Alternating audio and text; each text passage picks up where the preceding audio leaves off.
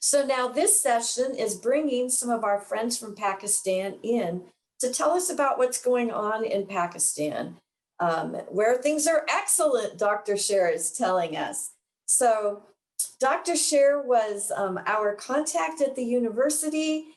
He has been to JCCC twice. We are so glad to welcome him again virtually. And Dr. Sher, you will introduce your guest, whom we have not previously met, and the time is yours. If you have questions for them at the end, you can put them in the chat, or we're a small group. We can probably just also just talk with each other. But putting them in the chat is always a good idea. And welcome, Brett, another friend from the grant. So, Dr. Sher. Thank you, Janet. Thank you very much. I welcome you all. A very good morning and very good evening from my side. Honestly speaking, it feels like I am reconnecting with my family. I can see many familiar faces: Dr. Tom, Brett, Beth, Brooks. I mean, almost all of you. I've been in my circle like my own family. I mean, we have been talking a lot on emails, meeting at JCCC, and a couple of you also, made it to Pakistan when world was not very much positive about Pakistan, but thanks to the people like Bet and Jeremy, you people came to Pakistan, and Professor Joe, the president of Johnson County Community College. I really owe you people a lot. Thank you very much visiting us during those years. Even today, Dr. Tom, in US Consulate in Karachi, there has been a lot of discussion about Johnson County Community College and Sakaraibe University partnership, and there were a lot of positive words. I will be writing you an email later on to share some of the updates related to that meeting. So this session, about 40 to 50 minutes, we will be briefing you about what's happening in Pakistan. It's a wonderful series. I have seen videos from previous series from Uganda, from Netherlands, from Middle East. Fantastic. I mean, they give a lot of information about different parts of the world. And this is a great idea. Probably I'm thinking that we should do similar kind of replication in our context. So this is yet another learning for me from great colleagues of Johnson County Community College. So with me, we have Dr. Samarada Talpur. He is campus director of our Sakaraibe University campus in Khairpur. His background is from computer science, but we all believe that he knows more about social science than computer science, although he is PhD in computer science. So he will be talking about many things, but before uh, he takes control, I will be sharing you our overall, outlines that will be covering these 40 minutes. I share my screen.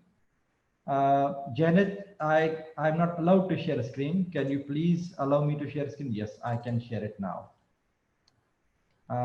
I hope you people can see my screen.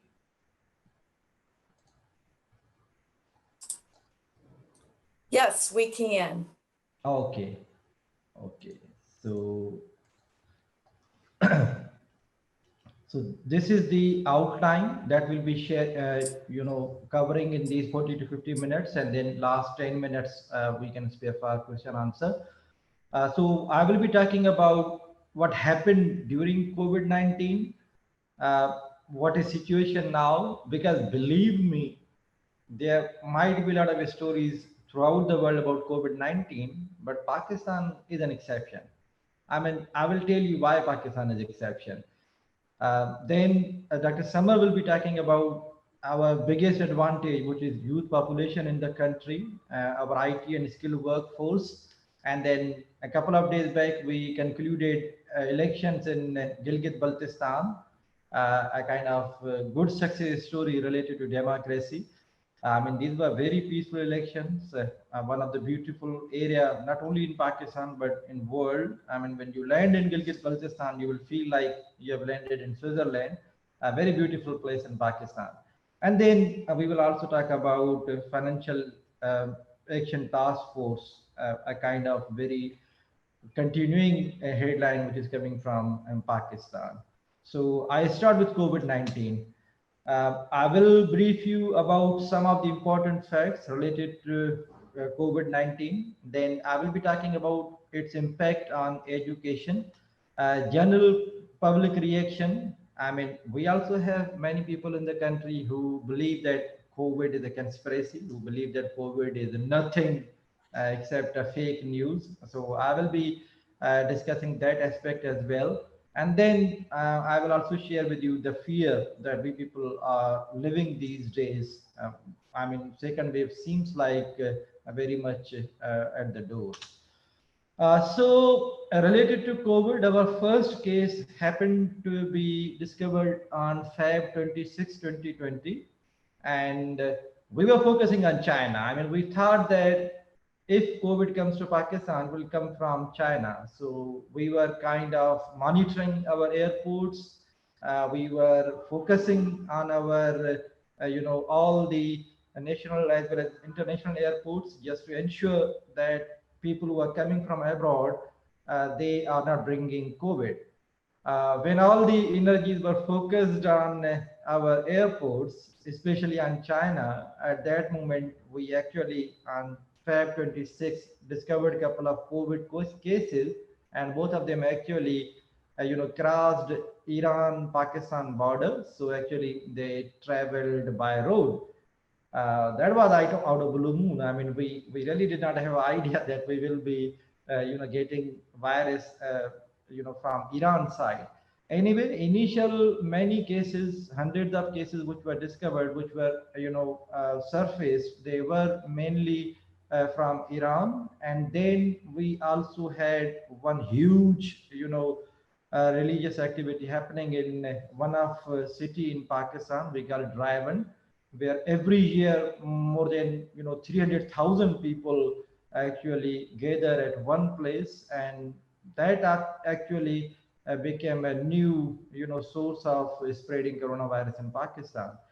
And in Pakistan, so far up to yesterday, we had total 361,000 cases. Fortunately, 325,000 of them have recovered, and death ratio is not as bad as in India or even in United States of America or in many other countries where this virus is more lethal than Pakistan. In Pakistan, our death ratio is, only 7,000 plus out of those 361,000.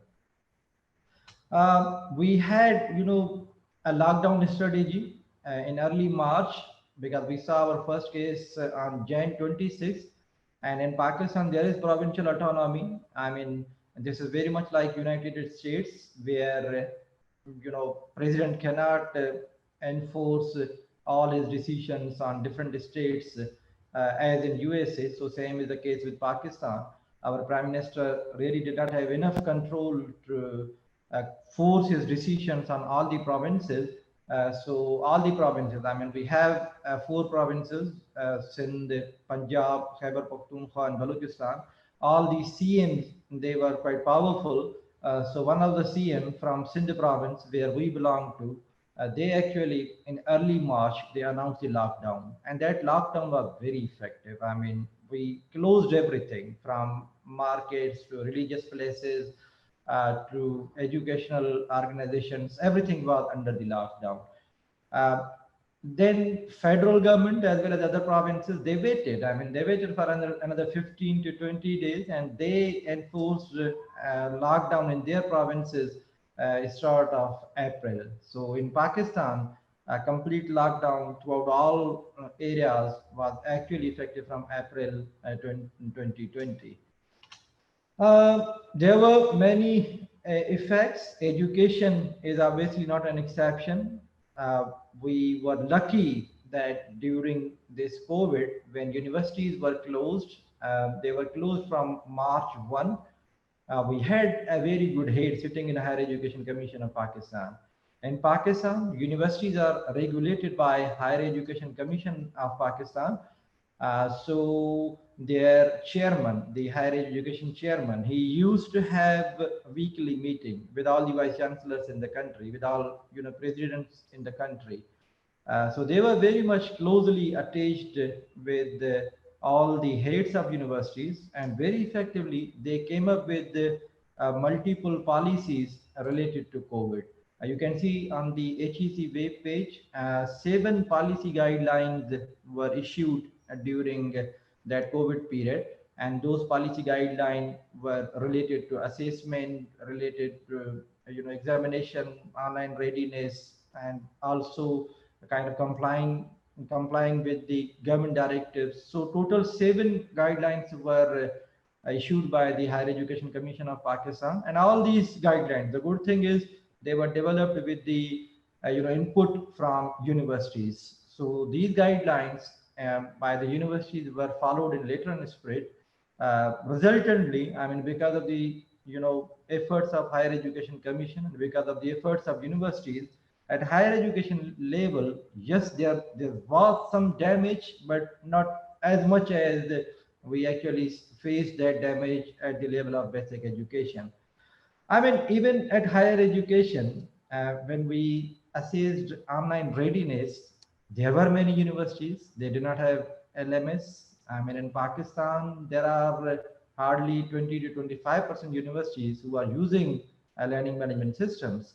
Mostly they rely on emails, they rely on simple orthodox method of teaching, and they really do not use learning management system. So on the university side, the major issue was they really did not have any mechanism, a kind of centralized, student management where they can steer their teaching. So Higher Education Commission took initiative on that aspect as well. They kind of selected around 10 universities from the country, and they said, if you people can share your LMSs with the other universities.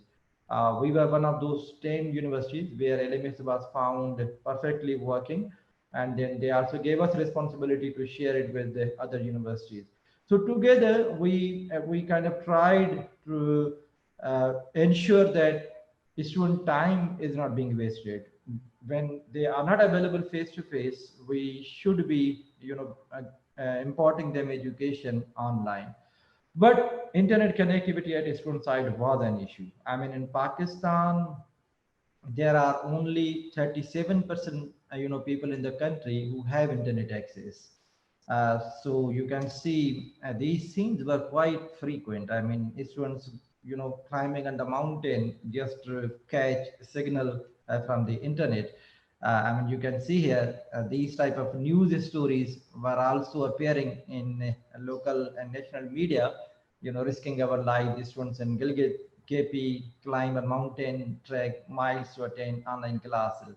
And that story, I mean, was very popular on social media. Not only this story, but many related to this issue were actually talk of the town.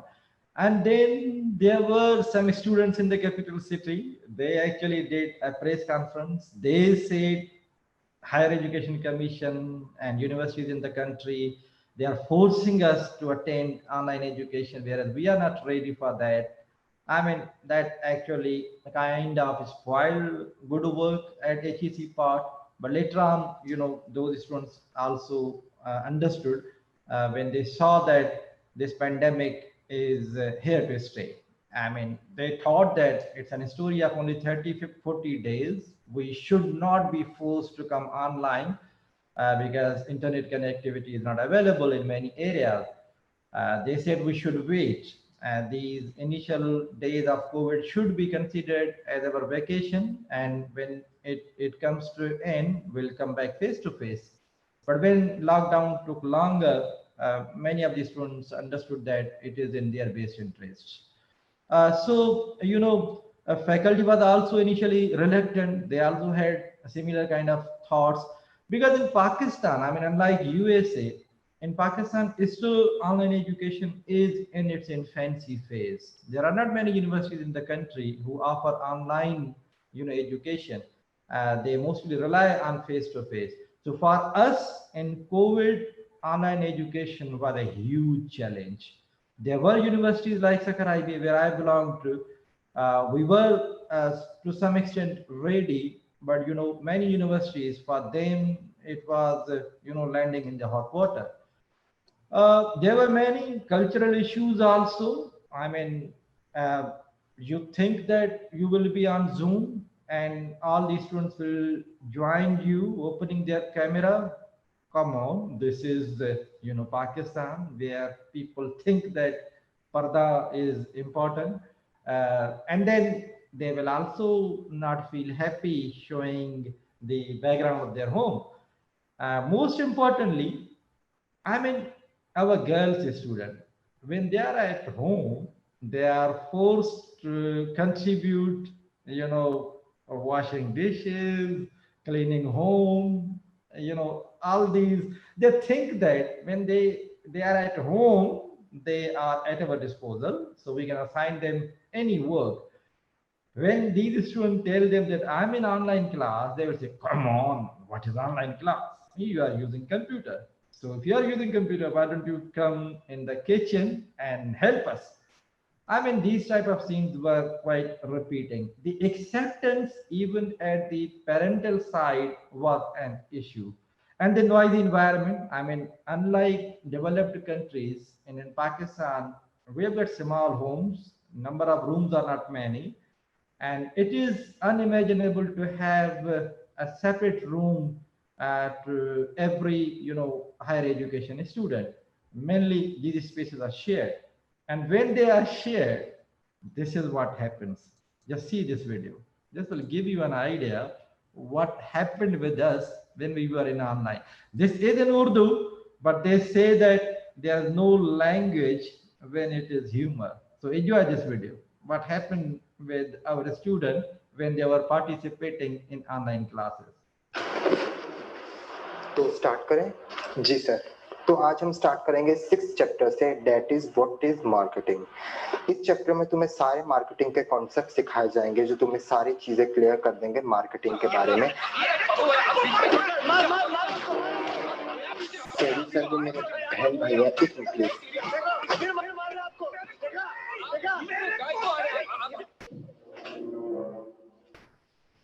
Ji sir.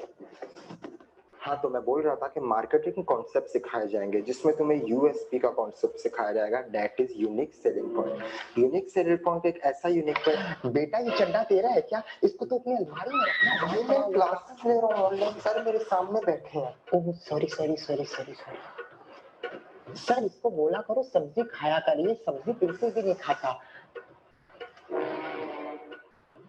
अच्छा अच्छा, जाती हूँ। Sorry sir, वो मेरी अम्मी थी। Continue sir, continue. तो मैं बता रहा था यूएसपी एक ऐसा मार्केटिंग कॉन्सेप्ट। बेटा ये इसमें वाईफाई कैसे कनेक्ट होगा? अभी मैं ऑनलाइन क्लासेस ले रहा हूँ, मैं आपसे बाद में बताता हूँ। बता देना बेटा इसमें वाईफाई कैसे कनेक्ट होगा। तेरे पास बाप के लिए टाइम नहीं है। अच्छा ऊपर देखो ऑप्शन होगा वाईफाई का। ऊपर तो पंखा है। अरे उधर ऊपर नहीं, मैं आपको बाद में सिखाता हूँ। बता देना बेटा क्लास ले रहा हूँ मैं। बेटा बता देता ना, तू बता देता ना। ये कौन सी हॉरर मूवी देखा है? अरे हॉरर मूवी नहीं देख रहा, ऑनलाइन क्लासेस ले रहा हूँ। अब प्लीज जाए यहाँ से। अच्छा अच्छा, ठीक है ठीक है ठीक है। Sorry sir, it's okay, let's continue. तो मैं बता रहा था कि यूनिक सेलिंग पॉइंट एक ऐसा फीचर।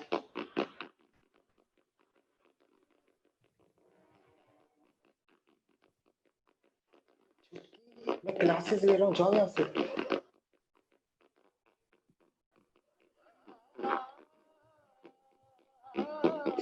मैं सर के पास पढ़ रहा हूँ, जाओ यहाँ से। भैया पहले आप करके दिखाओ फिर जाऊंगी। मैं भी नहीं कर सकता, पढ़ रहा हूँ मैं। नहीं नहीं नहीं, करके दिखाओ ना प्लीज, करो ना प्लीज। अच्छा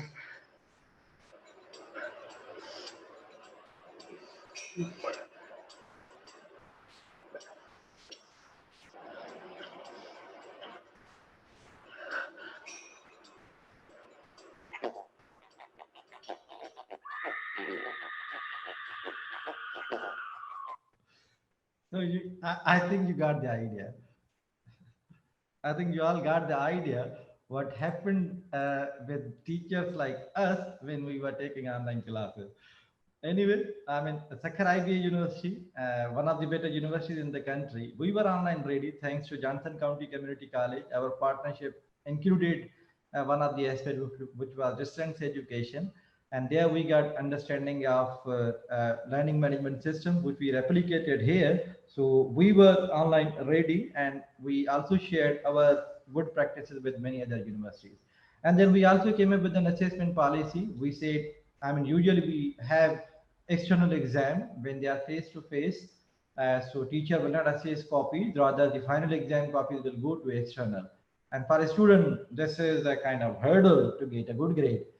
So when we informed them that during COVID, there will be no external evaluation system, they were over the moon. Then they started liking COVID. And then they said, we wish that in fall semester, same system continues. I mean, we also gave them improve the grades option. We said if you somehow feel that in online assessment you could not perform well, you can come face to face and improve your grade. I mean, otherwise this option was not available. And then we also said we understand you are at home, so you may not be giving your 100%. So if you secure lower GPA, your score won't be considered in your CGPA. So this assessment policy actually gave a good attraction to a student, and only 1%, I mean less than 1% of students applied for semester freeze during pandemic. We saw that many students, they left their hometown, they actually settled from smaller town to bigger cities to their relative, just to ensure that they have got internet access. uh, in a way, I mean, this was a kind of success that we achieved during the pandemic, because of our assessment policy, because of our online readiness, because of LMS. So all these things were actually kind of positive when we were having lockdown strategy in the country. Basic education was probably the worst affected. I mean, students were simply promoted without examination. And there was no way to call them on campus. Our schools do not have internet connectivity. They do not have technology support. Even if there is technology support, kids were too young to adopt technology. So online education was not an option at our basic education. So resultantly, they actually promoted grade 9 to grade 10, grade 10 to grade 11, grade 11 to 12, and so on. They had to do a kind of legislation, because otherwise this option was not legal to promote students without examination. But in special circumstances, they did some legislation so that this promotion was possible, just to save the time of a student. I mean, students were away from March, start of the March till 1st October. Classes were closed, schools were shut down. So certainly there was a lot of loss for a student from kindergarten, grade 1 to grade 12. At higher education, we managed somehow, but at basic education, really we did not have many options. General public reaction: Bill Gates became a popular figure in Pakistan during pandemic. I mean, there were a lot of stories. They were talking about some fancy chip. They said that COVID-19 is a conspiracy, and they will come up with a vaccine, and that vaccine will be produced by Bill Gates. And in the name of that vaccine, they will install that chip in your body, and it will, change your DNA, and the part of the DNA that actually forces you to believe in God, that part of DNA will be changed, and you will become atheist. I mean, these type of stories were very popular. I mean, fake news not only in Pakistan but worldwide. This is a huge problem, especially on social media. So Pakistan was not an exception. We also thought, I mean, some of the portion of the population said it's an ordinary flu. If you just consider it a flu, you won't die. uh, I mean, with the time when people started dying, then we started to believing in COVID. We also came up with a strategy, smart lockdown. I mean, we were in dilemma. In Pakistan as a country could not afford lockdown for longer period. So after 3-4 months, we started to opening our markets, and we thought that we should only apply lockdown in the areas where there are the cases. And then we also introduced SOPs, but these images can show you how much SOPs are followed. Honestly, I mean, people still make fun of wearing masks. If you go outside in some busy market, you will be considered as an alien if you're using, face mask. So in Pakistan, practice of SOP was very rare. With all these things, I mean, we don't know why and how we skipped this first wave. Because if you keep us in ranking worldwide with the population of Pakistan around, 22 crore, only, 300,000 cases and 7,000 deaths, we don't know how we skipped. There is a theory, they say we have better immune in Pakistani people. There was support from God. They say it might be because of hot weather. I mean, temperature in Pakistan in many areas touches 50 degree during summer. So probably that can be a reason. But I mean, all the scientists are sitting together just to figure out how Pakistan escaped this first wave. But the second wave is now on the corner. I mean, for past couple of months, we started seeing, a dip in the number of cases. We had only 400 to 500 cases for good 2 to 3 months. But for past, 7-10 days, we can see rise in number of cases. I mean, in first week of November, we had cases around 400 to 500. But now when we are in a third week of November, the number of cases are reaching to, 2,000. So the positivity rate, the number of tests that they are conducting, and the positive cases which are coming out, those number of tests. It was 2% just a week back, but now it is 7%. So it actually shows that we are probably entering into the second wave. But now, to be very honest with you, we people are not ready for another lockdown because economy will be stopped. We don't know how people will be fed. Government has got this huge challenge at their face, how to keep a balance between, controlling corona and then ensuring that people are getting, bread. So far government seems, in a lot of discussions how to deal with the second wave, but it seems like 1 week ahead we will have even worse situation when compared to today. So I stop here. We can take question in the end. I now transfer control to Dr. Summer to talk about remaining topics of the day. Dr. Summer, over to you. I'm stopping to share my screen so that you can share. Thank you very much, Dr. Sher, and good evening from Pakistan. So it's almost 8:30 p.m. here. So just say some few good things, brighter side of Pakistan. Pakistan is a wonderful country. Once you see it at the same times, it's a minus or plus 40 degrees centigrade at the Karachi, and at the same time, it's a minus 40 degree Celsius at the northern area of Pakistan. It has many weathers, like at least 5 weathers, like winter, summer, spring, autumn, and monsoon as well. Pakistan is a 200 million populated country and population, but we took the advantage of the disaster. The literacy ratio increasing day by day. It's once you Google it, it's increased by 250%, 250%. Pakistan has very strategic position. Once you see, it is almost residing 3 superpower, like it had a neighboring country after India, China, and almost Russia. There was the Cold War as well. Once you see in the past 50 or 20 years ago. Since the strategic position of 3 major countries, so Pakistan work on the army as well. So Pakistan has the good army, is the 6th best army in the world right now. And it's producing almost best pilots in the Air Force as well. And missile technology, and the other 14 military factories and arm weapons.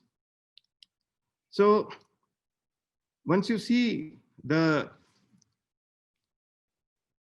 Google, the 200 population of you see the 64% of the population is almost 130 million, which resides in the bracket of the 50 to 30. And we took advantage and we sent in the IT force and skill force. Once you see the skill force and IT force, almost millions of the people we export from Pakistan to Middle East and other countries as well.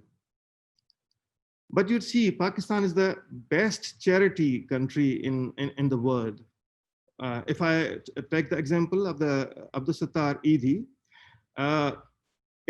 right now it has the 2,000 ambulances network in the Pakistan, and it has 20,000 babies in the orphan and 50,000 of the houses in the Eidi homes, 40,000 qualified nurses and trained at the free. 1 million babies have been delivered in Eidi maternity homes, and it has a state-of-the-art hospitals which are working in Eidi, like they are the free they're providing the free medical care, eye hospital, diabetic center, heart patient, and surgeries, and many. We have the world's youngest certified Microsoft experts, Arfa Karim. She was late, like she was around 8 to 10 years old, but she died earlier. And the Babar Iqbal, they have the Guinness record, break the record in the Guinness book. And you see the Pakistan is the 3rd or 4th biggest freelancing. Dr. Sher, would you mind to please? Yeah. I mean, sorry, yeah. Go back, please. Yeah. Yes. Further. Can I take the, yes. Yeah. You just said next when you want me to move the slide to next.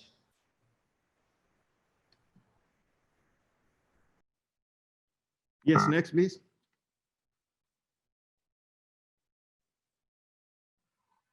Dr. Sher was talking about the COVID. So unlike other people's, like I'm also in favor, there was no COVID because it was like, but it says like we have the life expectancy of the above 60 and 70. So if you see the death ratio of the in COVID, please next, Gorda. Yes, though since Dr. Sher's the immune system is much better, but once you Google in the COVID-19, the people were dying from 54 to 70 years old. As we said, we have the life expectancy of the from 60 to 70 years. And the people were dying, but the most affected people were from the 60 to 70 years. And once we take the intense care, the people was dying not with the COVID, but they were either was the diabetic or the asthma or the heart disease or a hypertension. But none of the people were died below 20 years. Maybe the extraordinary cases, but it was exceptional cases. But people say there was a divine power or religious power because they never believed there's the COVID here. But I think in Pakistan, the 60% of the rural population are residing in the rural areas. And the rural areas, the population is very scattered. People not very living in the congested areas. The people have the very counties living in the county areas, so very scattered. And they says we have the organic food, we have our own cotton, we have our own wheat, and we have our own rice, we have the sugar cane, we have our own vegetables and the dairy items, maybe the poultry farms and other things. So these are, they say, once you eat, once you have the very organic food, you cannot have any disease, something like, because the pesticides, they say pesticides foods having injected many diseases, because once you eat it, you have the many diseases like the hypertension, heart disease, and the cholesterol level, and many things like it. So they rely on the organic food, because I'm also from the county areas, you can say the rural areas. The county areas means in the America and the Europe, people says. So people have their intention to live in the scattered area, like in the, and once you see the economy rely on the agriculture, it's almost 70% economy of the huge growing economy of the agriculture residing in the Pakistan. So in the urban areas, once there was the COVID, people came back to their own neighboring counties or rural areas of there. Here, there is screen, once you see, Pakistan youth fuel is expanding. Pakistan is right now on the 44th position and the 47% of the top country having the freelancing earning, and they have the lot of money. They are in dollars, because in my center here, people says, and a couple of the students say, they said we earn on average $500 per month, and we work like 2 or 3 years on the daily basis. So Pakistan is a very huge force, which is living in the bracket of the 50 and 30. So no worries, Pakistan said, if there's in COVID, we can have the work like online or freelancing, something like. So, and it's expanding lot and more things like it. It says we could have like in a couple of years, we can beat the UK and USA. Dr. Sher, next week, please. Here the example, Pakistani designer, 20,000 each month on the freelancing online, is a fashion designer. So he says, and he has a very huge companies. Now people are earning, because a lot of population here, they have their customs, they said customize fashion designing, and they're sending the people at their home, and they deliver at their home as well. Sir.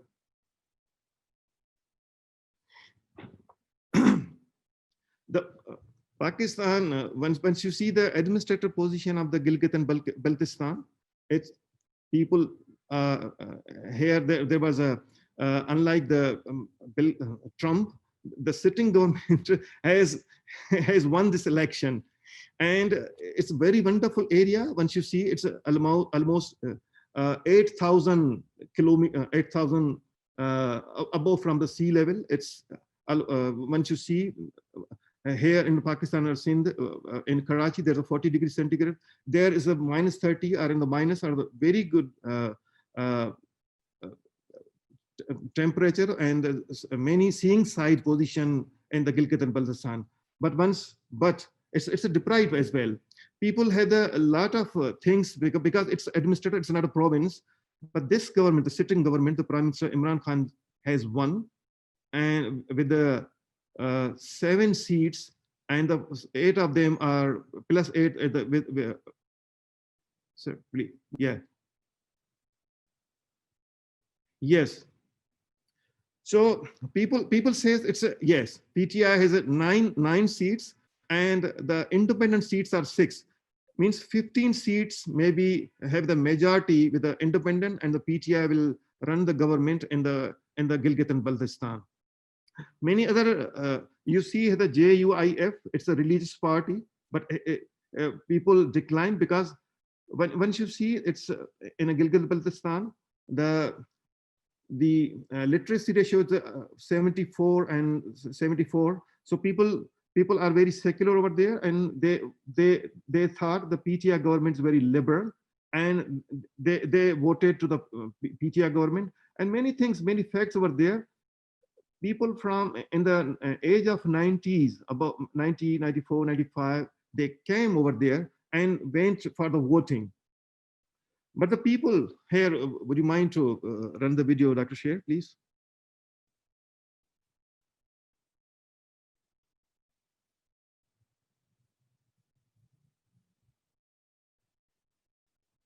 Yes, so this is very wonderful area in the Gilgit of Baltistan.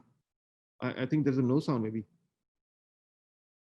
Yeah, you can mute because in Urdu, people are very deprived. They says, we don't have any infrastructure, electricity, and other facility, maybe the best education schools or universities or higher secondary colleges, and the internet facility or maybe the other things they promised. One thing more, like this government says, this people, the person is talking about the old governments, they say they always promise, but they never come back. So this government has the many hope, means the PTI government, the Imran Khan government, the many hope. They will come over there and they will rescue. And they promise to have the 5th province of the Pakistan, because this time this is not a province, but this is the administrative position, the area. They don't have the gas or fuel. They're working on the these things, the shitty things, because the no road and the no infrastructure over there. And maybe one day the people will come over there, because they says with the many hope we voted to this government.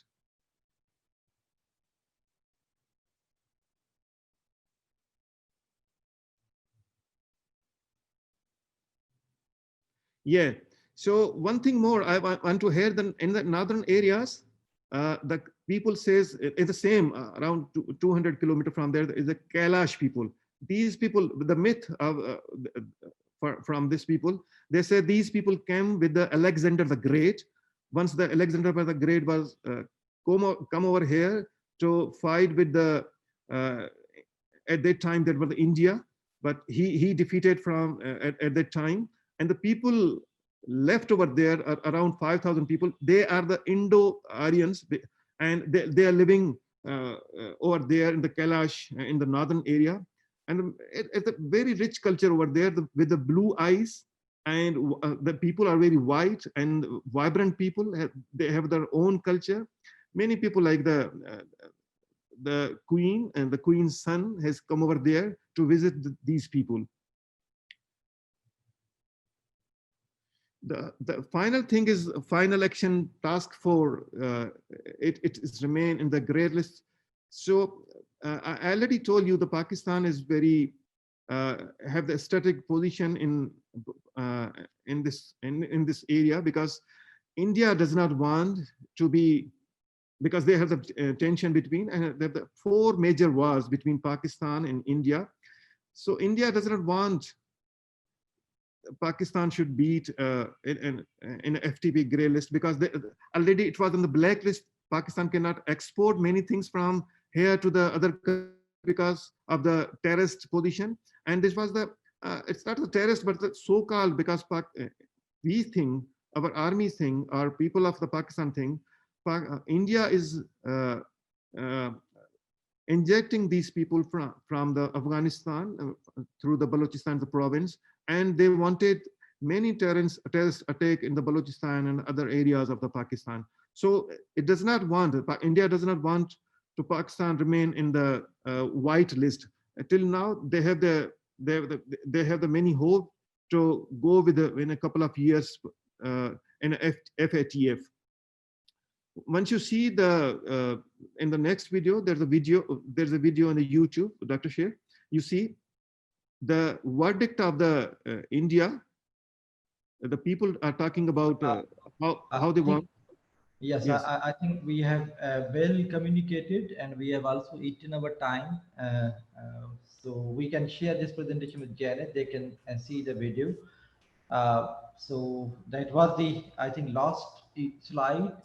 Your financial action task force, Pakistan India tension is obviously one big story throughout the world. So we can finish it here at summer, if you allow me to open the forum for questions.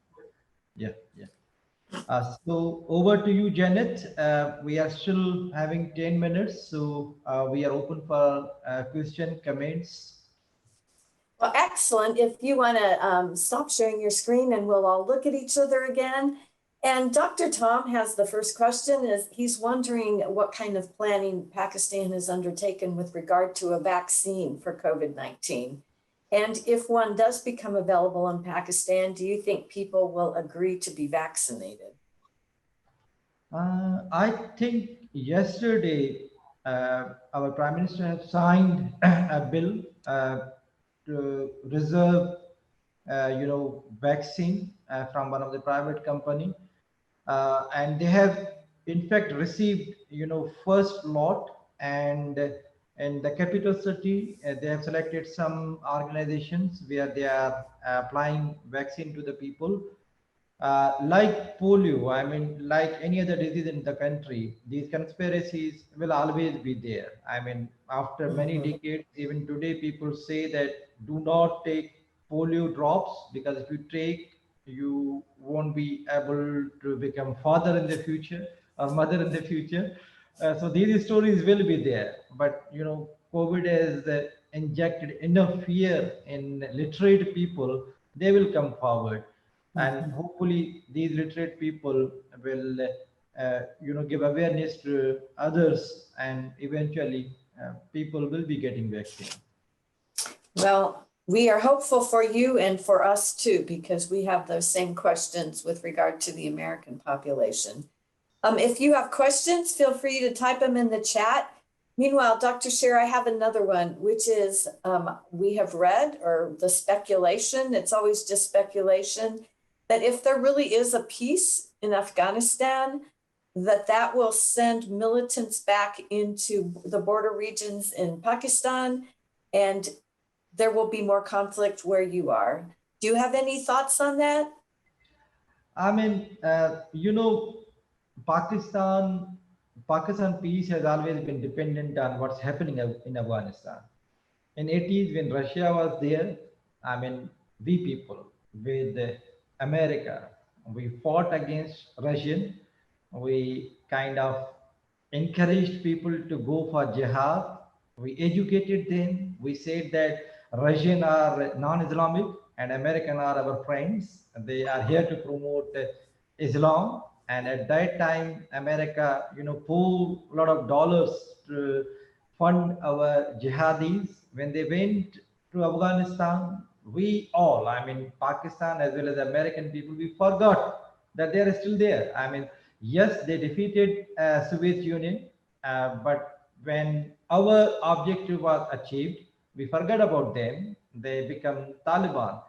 And when they became Taliban, and when they saw Pakistan is not there, America is not there, they thought Pakistan is our enemy, America is our enemy, and rest of the story.